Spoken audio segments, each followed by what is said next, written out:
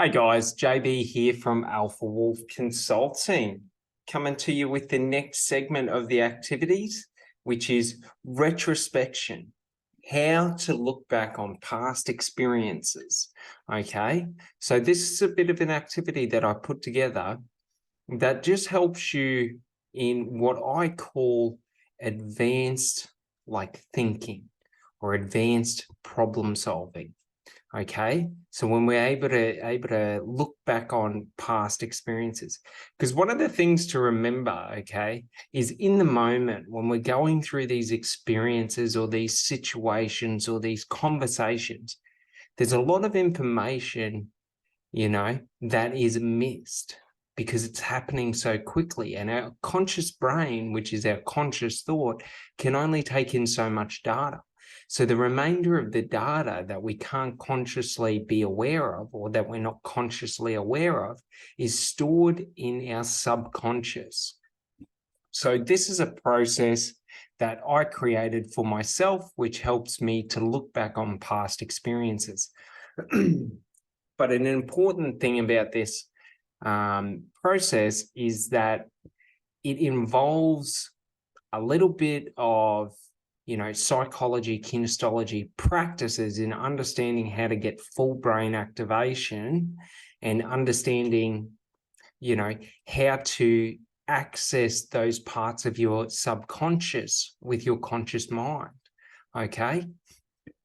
So, the true power in us is our subconscious mind.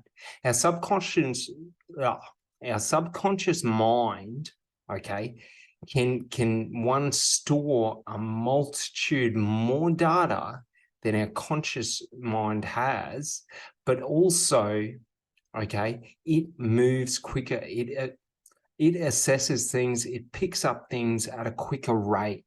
Okay, so it can pick up more information more quicker, or you can access information and make decisions at a quicker rate. Alrighty. So the key to this practice is we have to have quiet times with our thoughts where we're able to reflect back, okay, on our past experiences through our conscious mind. Now, how do we do this? All right. Well, activity 1 goes through the initial stages of this process. So what we need to do is, 1, we need to have a quiet space. We want to have sensory deprivation. Okay, so it doesn't have to be full sensory deprivation, but we don't want to be having any disruptions. Okay, so we don't want, for example, our phone to be switched on to loud. We want it to be silent. We don't want to be able to hear other conversations. We want to be in a place where we're able to sit and become still and become quiet and really quiet our mind. Now, how do we do that? So I'll talk you through my process and how I do it. And it's a bit of yoga nidra, if you understand that. And that's just a form of meditation that you can do sitting down comfortably, laying down. I usually sit in an armchair or I lay down, okay, because it's all about comfort. Because what we want to do is we want to be in a comfortable space where we can disconnect from our sensory organs. Okay, that's why I say sensory deprivation, because we want to disconnect from our senses and we want to focus on going inward into our mind. All right, so what I do is I sit down quietly. Okay, I close my eyes. All right, and I just sit there and take deep, relaxed breaths. This isn't a breathwork practice, but it's all about just calming ourselves down and getting into a highly relaxed state. Because when we're in a highly relaxed state, okay, our body doesn't require additional energy. So the majority of our focus and energy goes to our mental space. So what are some key aspects of this process? Okay, one of them is understanding psychology, kinesiology. So right now, I am in my left hemisphere, okay? Because I'm in conscious thought. Okay, so we got to understand my right hand is controlled by my left hemisphere. My right hand is controlled by my left hemisphere. My left hand is controlled by my right hemisphere. So what we want to do is we want to cross those hemispheres. So what I usually say is cross your arms about halfway up your arms past your wrist. And what we want to do is have them on our waist. And what happens is because my left hand is in my right hemisphere of space, and well, not hemisphere, but my right side, and my right hand is in my left side. Now both sides of my brain are simultaneously activated. And this is a process called full brain activation. I don't know if anyone else understands it, but this is just what I call it, because essentially both hemispheres are lit up at the same time. Now, a great thing about this is if both hemispheres are lit up at the same time, that means I now have conscious control over subconscious thoughts, in the essence that when I feel an emotion or when I think of an emotion, okay, I can now add language to it. I can now add logic to it. So all we do is we just sit down and we close our eyes, do some deep breathing, okay, just deep relaxed breathing, get into a highly relaxed state, and then we direct our mind. Now, to understand this deeper, okay, we're not in control of our subconscious. So what we have to do is we have to tell our subconscious, hey, I would like to think about this. But another way you can do it as well, okay, so one way is if you want to do highly targeted or highly directed thought. So for example, if I've gone through a situation today that I want to process, or I want to direct my mind to, hey, I would like to process this specific situation, okay? So what we do is at the easy end is we just sit there with our eyes closed in a relaxed position, doing deep relaxed breaths, and we let our mind wander. And what we want to do is we just want to observe our subconscious thought. So whatever thoughts come into your mind, observe them. So it's not about being in the subjective, but it's about being in the objective. We're not thinking in the context of this happened to me and this is what was happening to me.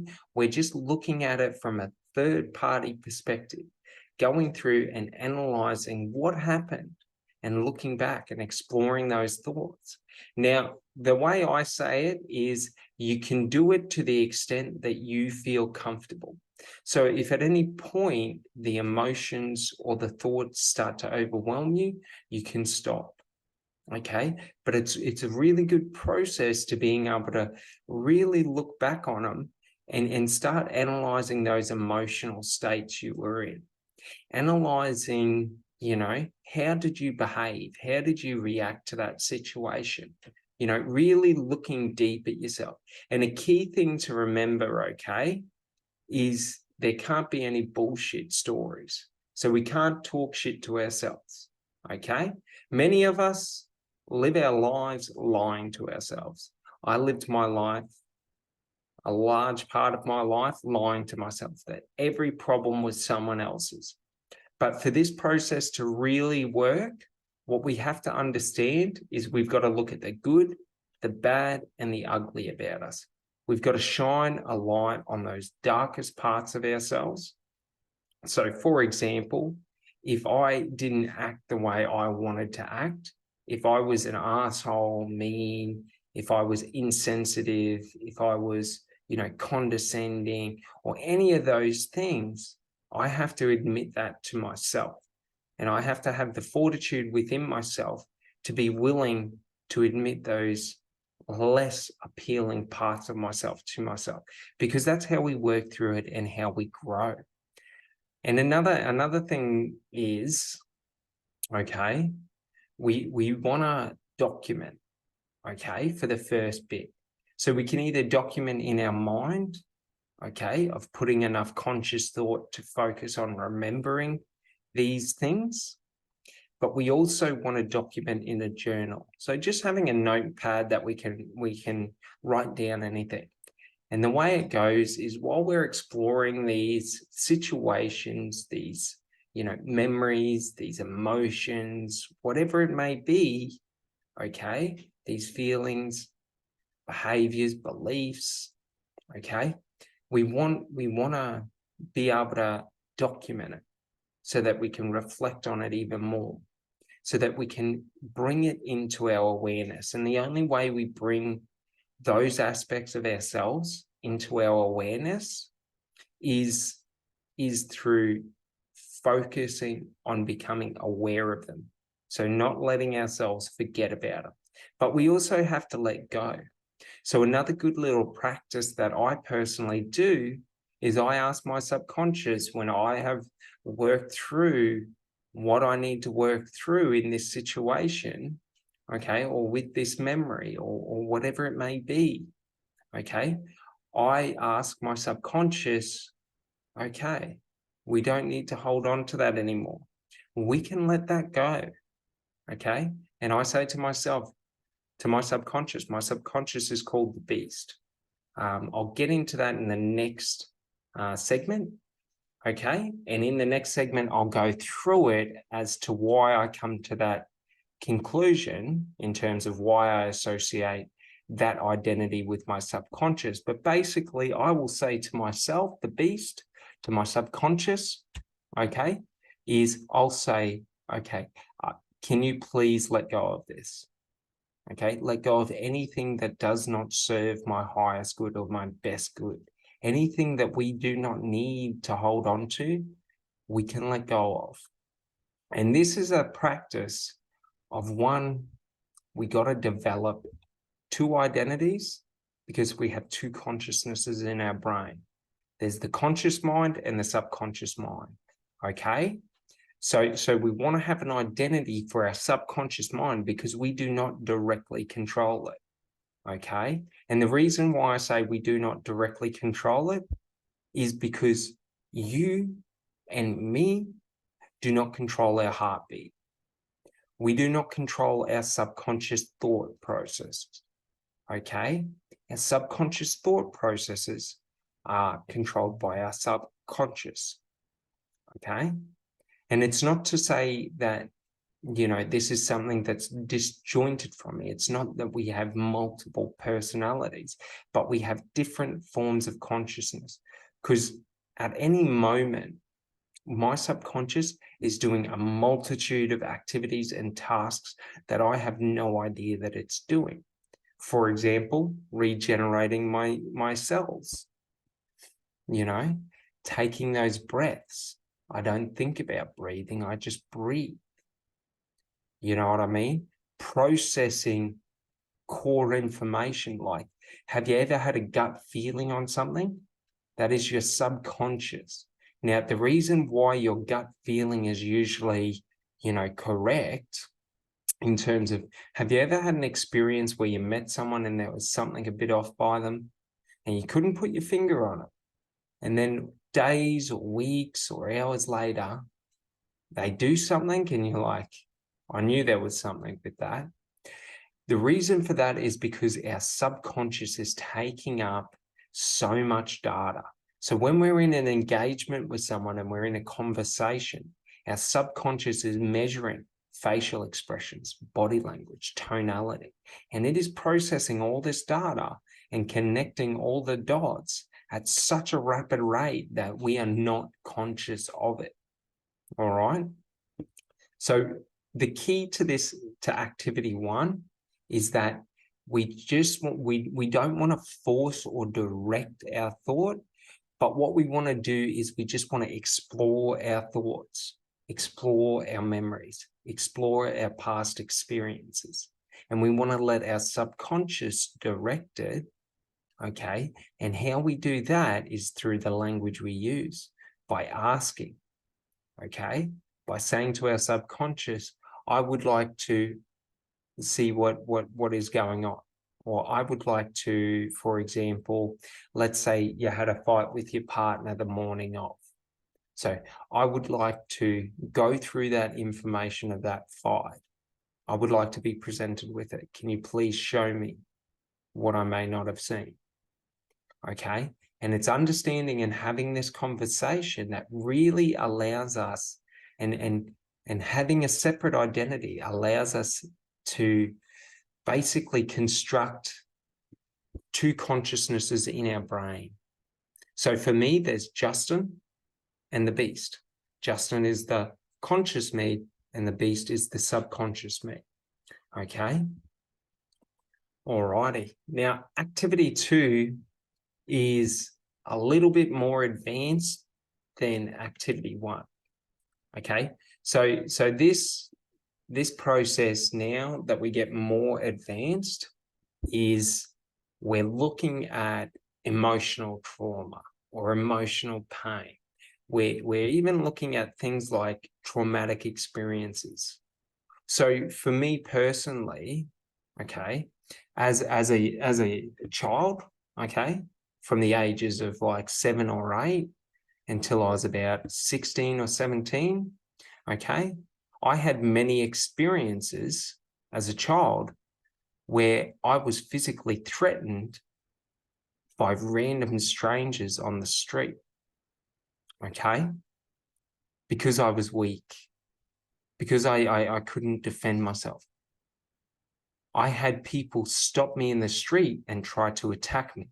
And these aren't other kids. These are fully grown adults between the ages of 25 and 45.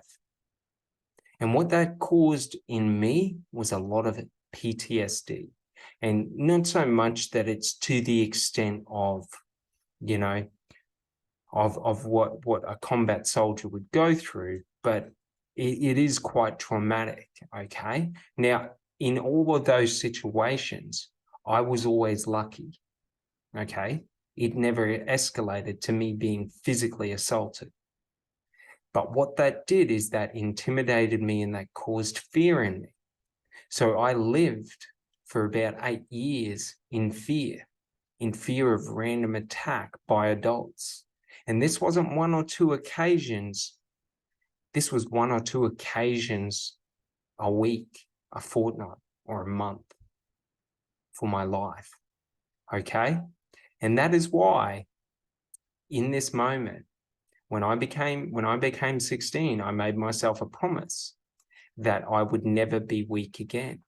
So what I did is I went and I trained and I learned martial arts and I learned how to kill people. Okay.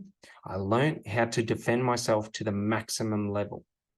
And now I have zero fear for in any situation where someone tries to stand over me, they will not understand what they are about to get into, because I learned the weakest points in the human body, and there are multiple ways that it takes 2 pounds of pressure to kill a human being.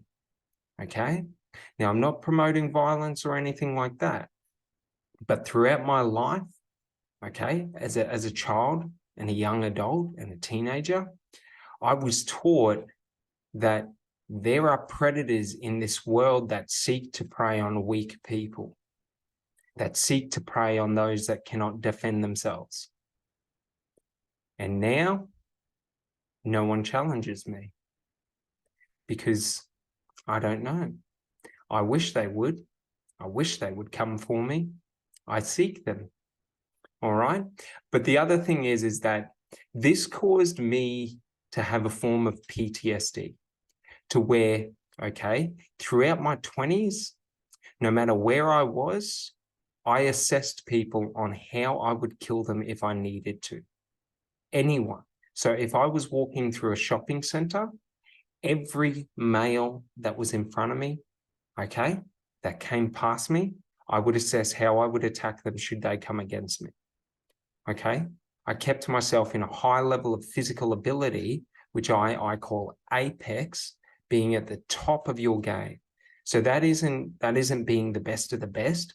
No, That is having the ability. So being in a physical shape to where you have the strength and the power to be able to apply that 2 pounds of pressure to those vital points. Okay. I trained and trained and trained in fighting. Okay. But I do not condone or believe in violence. Okay. For me, that was a necessity that I had to learn to survive in life. For me, that was a forced upon thing. Because the thing was, the reason people attacked me or tried to attack me, okay, was because I was naive. I was gullible. Because I believed that everyone was good. And that if I wished no will on another, why would they, if I wish no ill will on another, why would they wish ill will on me? But unfortunately, okay, in the time that I grew up was quite a violent time. And the city I grew up in, okay, was a violent city with a lot of racism. So for example, to give you a bit of context, where I grew up, after 8 p.m. at night, if you were white and on the street and, a group of Aboriginals caught you, they would try and bash you. Just to the same, if you were an Aboriginal, there were groups of white people that would try and bash you. So it wasn't one or the other, like both sides. There were violent people out there, predators that were in groups that would look to prey on weak people. Okay? So it forces you to have this hypervigilance. And that in essence is what happens with PTSD, is that because we have to live in a heightened state of fear of attack, it causes us to become highly stressed and highly reactive and highly aggressive. Okay? So what we have to understand is to work through those emotions is we have to go back into those memories and those experiences, and we have to be able to process them through the lens of who we are today. Okay? Because while I was once weak, I am no longer weak. You know what I mean? If any shall form against me, I welcome that challenge these days. I'm open to it. I'm happy. Because I will bring a different level of violence and aggression that they do not understand. Okay? So for me personally, I went through a lot of what I call traumatic experiences, but I was lucky. I was always, I got out of it safely. I didn't get physically attacked. While there's many who did, I was lucky. And that doesn't mean that it discounts from everything I went through. Okay. So what we want to do in activity 2 is we want to go into those painful experiences and those memories, and we want to amplify that emotional pain. We want to amplify that fear. Okay. We want to make it as bad as it can get, because once we get to that point of us being broken down, okay, as the worst that ever could happen has happened, we get the choice. Do we surrender, or do we choose to fight back?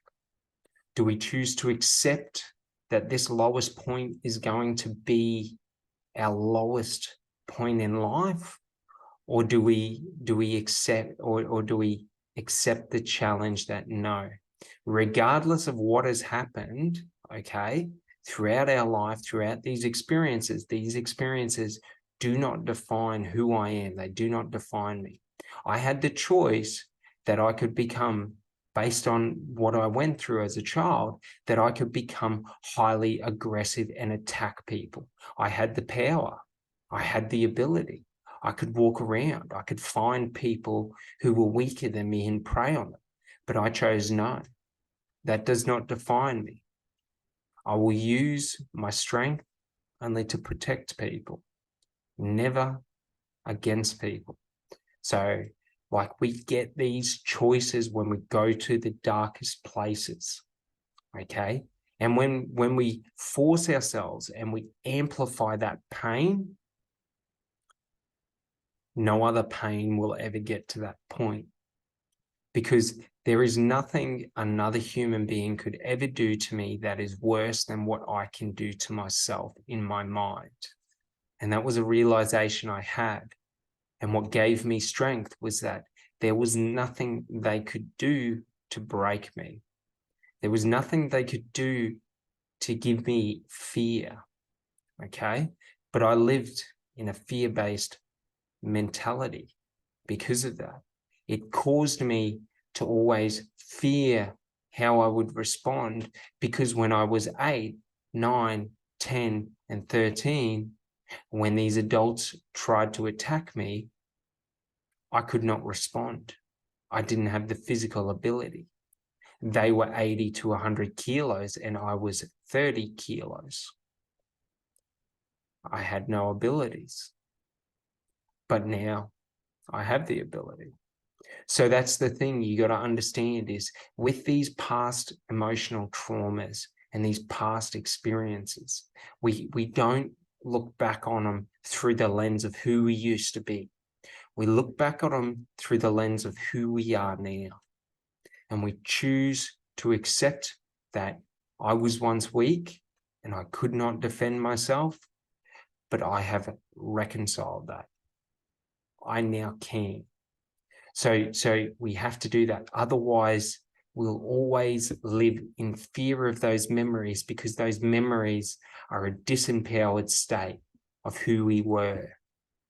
So it's the same with emotional trauma and emotional pain. And there's no level to this, right? Just like me, you define what was traumatic for you. You define what was painful, what was, a highly negative experience in your life. Like, there's no scale to measure it against, okay? Like, you may have been attacked as a child by another child and punched in the face, and it gave you a fear of confrontation, okay? That doesn't, like, to you, that may have been, a very, very traumatic experience. You may have been bullied as a child, and that may have caused trauma. Like, no one can, like, take away from that, but no one can define that for you. You have to define the levels for yourself, okay? And work through it and accept it and look back on it and accept and forgive yourself for how you showed up in that moment, and understand, who are you now and how would you show up in that moment now, so that no one else can ever take that away from you. All right? So, for example, I'll give you another experience on the other end of the scale in love. All right? And it comes around for me personally throughout my life. I have always been abandoned, not so much by my direct family, but by friends, but by close, relationships and things like that. Like, in relationships, I was always rejected because I held or I wore a fake mask of who I was, and I presented to people a different version of myself than who I truly was, because I feared being rejected for who I was. So the problem is when I had close relationships, what would happen is I would get tired of wearing that fake mask, and I would be my authentic self. And every time I was that authentic self, people rejected me. You know what I mean?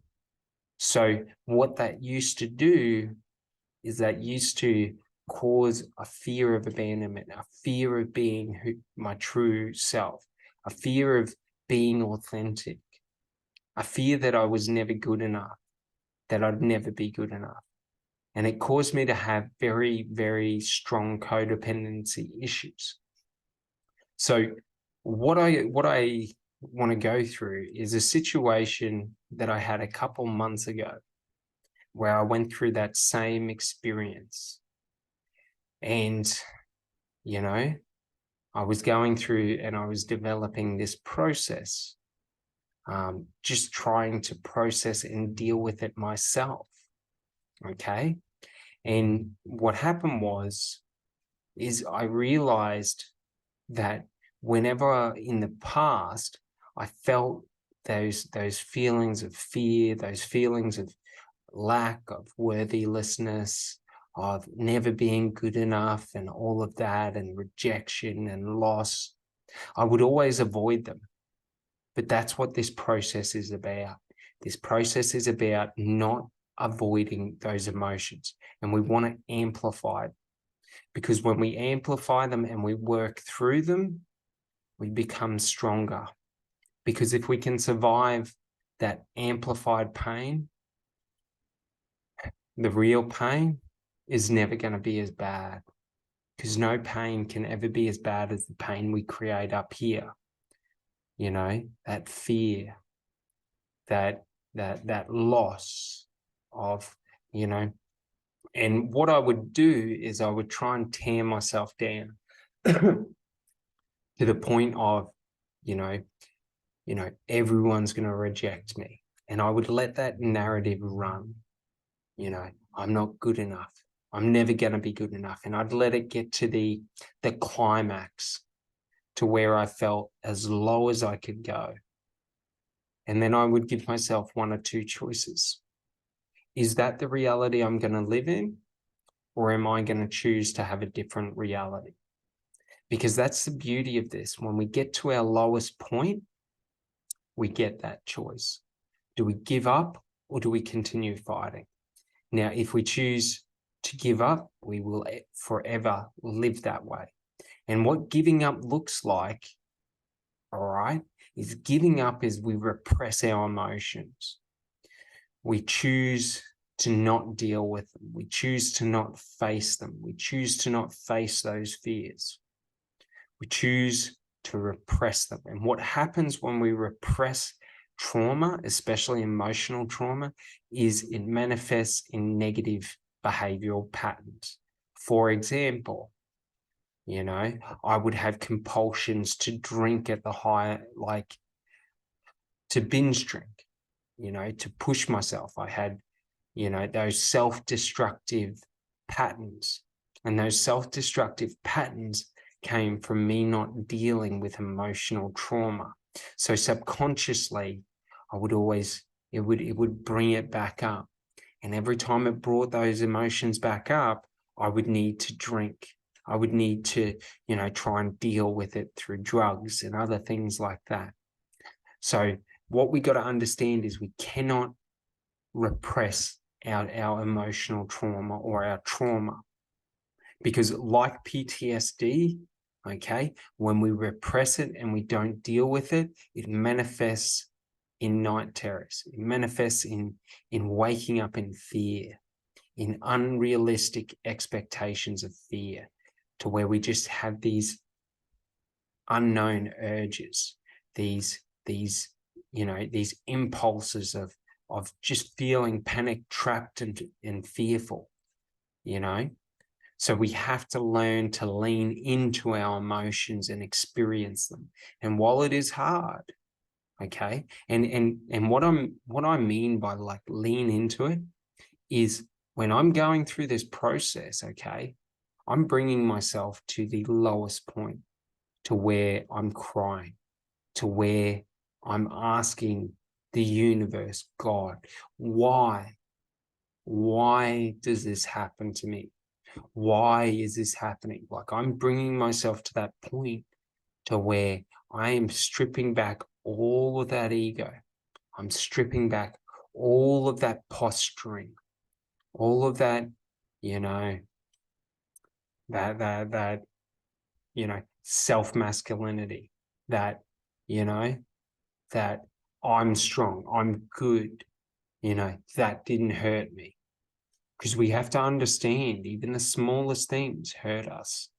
And if we're not willing to accept that as being a reality, and we lie to ourselves and tell us that things don't hurt us, that when we go through a breakup or something like that, like if someone cheats on you and you go through that breakup, and you say that, oh no, it didn't hurt me. They, it's on them. They did this, they did that. We're just deflecting it. Okay. We have to bring ourselves to that point of, sitting there and bawling our eyes out. And it's okay to cry. Because the funny thing is, when you get it out, you feel lifted, you feel amazing afterwards. All right.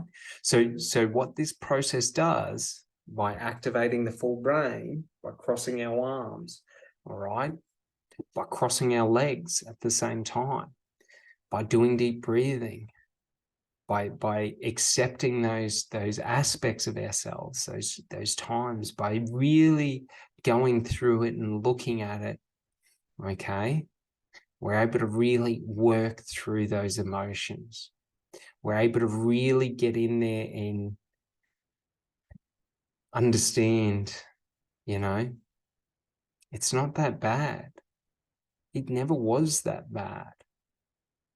The only reason people tried to attack me when I was a child was because they thought I was weak. But the funny thing is, those same people don't look at me now. They won't challenge me now, because they'll get viciously and violently assaulted if they dare challenge me. Like, you know what I mean? Like, I'm sweet now. But the problem was, when I wasn't dealing with it, I had all this fear and anxiety whenever I was around people. I was always fearful of what would happen, and we got to build ourselves back up from these lowest points. So we got to strip ourselves down, and we got to do processes that break us emotionally and mentally. And then we got to start building ourselves back up through the lens of who we are now and who we want to be. All right. And when we choose to accept the challenge that, no, this is not my reality, this will not define who I'm going to be, because throughout my life, throughout all the instances I had in relationships and all the things I went through, I had the choice to, guard myself, to be, not open, unwilling to live a limited life. And what I realized, the beauty was, because for 32 years of my life, I repressed emotions. I would not let myself feel them. I did not cry, because men don't cry. You know what I mean? Emotions can't hurt me. So what I didn't realize is I had never really learned how to deal with emotions. I'd always repressed them. And that led me to bottle things up and then just explode. You know what I mean? And I'd become like a live wire. You hit the wrong place and I just explode. All right. But what I realized when I started leaning into my emotions, my life became colorful. My life became great. Because it's okay. It's okay for people to hurt you. It's okay for instances to hurt, Someone cheats on you. It's okay that hurts. That means you genuinely cared about them. Sorry. If you are rejected from someone, and you're upset about that and it brings you to tears, it just means you truly cared about that person. No one can ever take that away from you. doesn't matter about the other person. It matters about who were you in that situation? Who were you in that relationship? You know, how did you show up?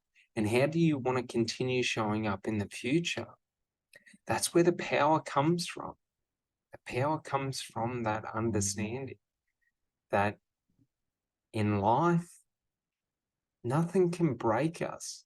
We are like diamonds. The only thing that can cut a diamond is a diamond. Nothing else can. All right. So I hope this helps.